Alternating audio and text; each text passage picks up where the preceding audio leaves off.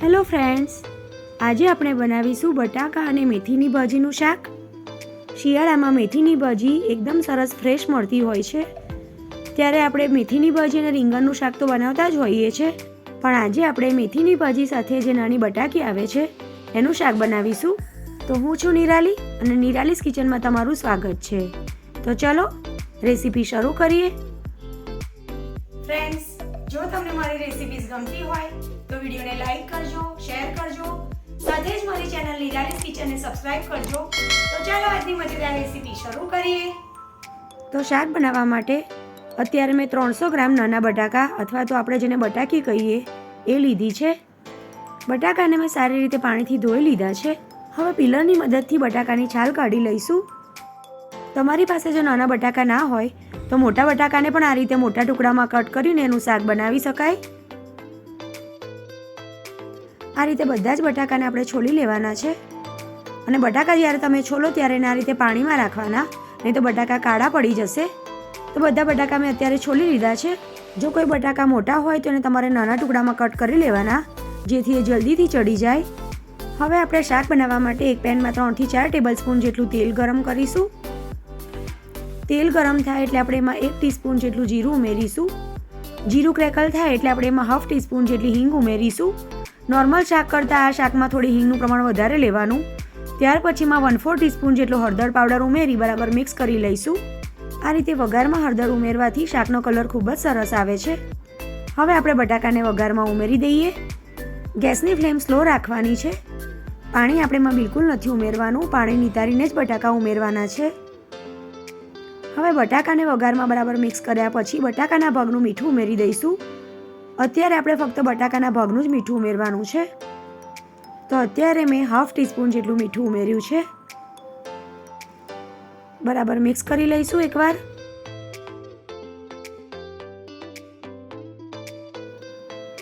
આ રીતે બરાબર મિક્સ થઈ જાય એટલે ઢાંકણ ઢાંકી અને ગેસની સ્લો ફ્લેમ પર 2 થી 3 મિનિટ સુધી થવા દઈશું. સ્લો ગેસની ફ્લેમ પર 2 થી 3 મિનિટ બાદ આપણે બટાકાને આ રીતે ઉપર નીચે કરી લઈશું. બટાકા નાના છે એટલે એને ચડવામાં બહુ વાર નહીં લાગે, એટલે દર 1 થી 1.5 મિનિટ બાદ બટાકાને આ રીતે ઉપર નીચે કરી લેવાના. લગભગ 4 થી 5 જ મિનિટમાં એકદમ સરસ કૂક થઈ જશે. ઢાંકણ ઢાંકીને ફરી આપણે એને 2 થી 3 મિનિટ માટે થવા દઈશું. 4 થી 5 મિનિટમાં બટાકા ચડી જાય ત્યાં સુધીમાં આપણે દર 1 થી 1.5 મિનિટે આપણે બટાકાને આ રીતે ઉપર નીચે કરી લેવાના, એટલે બટાકા આપણા બધા એક સરખા કૂક થઈ જાય.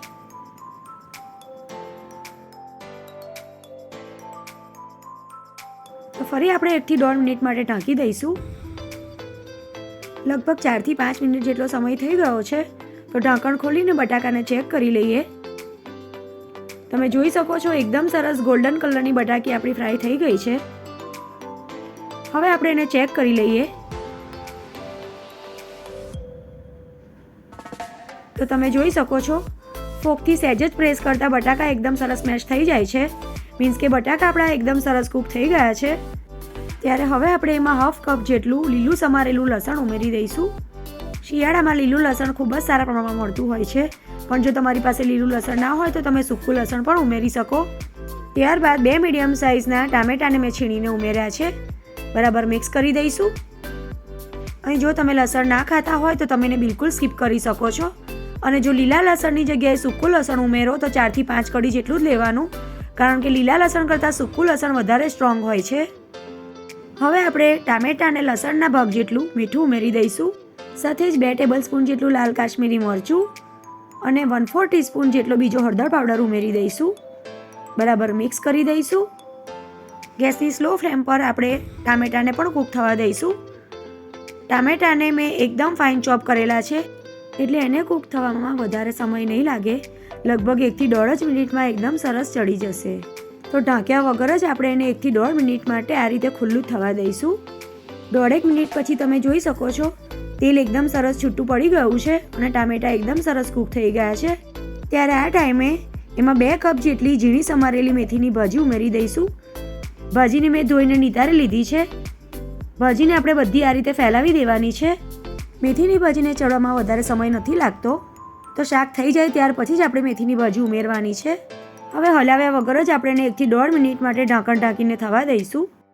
હવે 1.5 મિનિટ પછી તમે જોઈ શકો છો કે ભાજી આ રીતે એની મેળે જ નીચે બેસી ગઈ છે અને પહેલાં કરતાં થોડી શ્રિંક પણ થઈ ગઈ છે.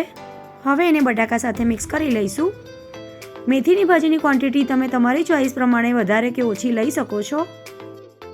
તમને જો વધારે મેથીની ભાજી ગમતી હોય તો 3 કપ જેટલી પણ લઈ શકો અને ઓછી ગમતી હોય તો 1 કપ જેટલી પણ લઈ શકો. અત્યારે આપણે 2 કપ જેટલી લીધી છે.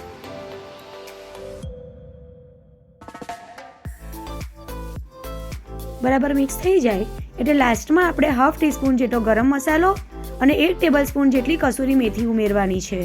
બરાબર મિક્સ કરી દઈશું. કસૂરી મેથી ઉમેરવાથી શાકની સુગંધ ખૂબ સરસ આવે છે. કસૂરી મેથી અને ગરમ મસાલો આ રીતે શાક કૂક થઈ જાય ત્યાર પછી લાસ્ટમાં ઉમેરવાના છે. બરાબર મિક્સ કરી અને 1 થી 1.5 મિનિટ માટે ઢાંકણ ઢાંકી દઈશું જેથી કસૂરી મેથી અને ગરમ મસાલાનું ફ્લેવર શાકમાં એકદમ સરસ આવી જાય. હવે 1 થી 1.5 મિનિટ પછી ઢાંકણ ખોલી લઈએ તો તમે જોઈ શકો છો એકદમ સરસ સુગંધ સાથે મેથીની ભાજી અને બટાકાનું શાક બનીને બિલકુલ તૈયાર છે. તો ગેસને હવે આપણે બંધ કરી દઈશું. તો હવે તૈયાર થયેલા ગરમા ગરમ શાકને આપણે એક સર્વિંગ બાઉલમાં કાઢી અને એને સર્વ કરી લઈશું. આ શાકને તમે રોટલી, ભાખરી કે પરોઠા સાથે સર્વ કરી શકો છો. શિયાળામાં મેથીની ભાજી સ્વાસ્થ્ય માટે ખૂબ જ ફાયદાકારક છે એ આપણે બધા જ જાણીએ છીએ. પણ ઘણા લોકોને મેથીની ભાજી કડવી લાગતી હોય છે એટલે એ ખાવાનું પસંદ નથી કરતા. પણ એકવાર તમે મારી આ રેસીપીથી આ શાક બનાવીને ચોક્કસથી ટ્રાય કરજો. તમને બધાને ભાવશે જ.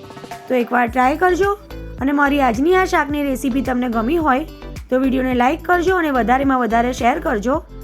અને આવી જ બીજી નવી નવી રેસીપી જોવા માટે મારી ચેનલ નિરાલીસ કિચનને સબસ્ક્રાઇબ કરી બાજુમાં આપેલું બેલ આઇકોન ક્લિક કરજો. તો ફરી મળીશું એક આવી જ નવી અને ઉપયોગી રેસીપી સાથે. Thanks for watching.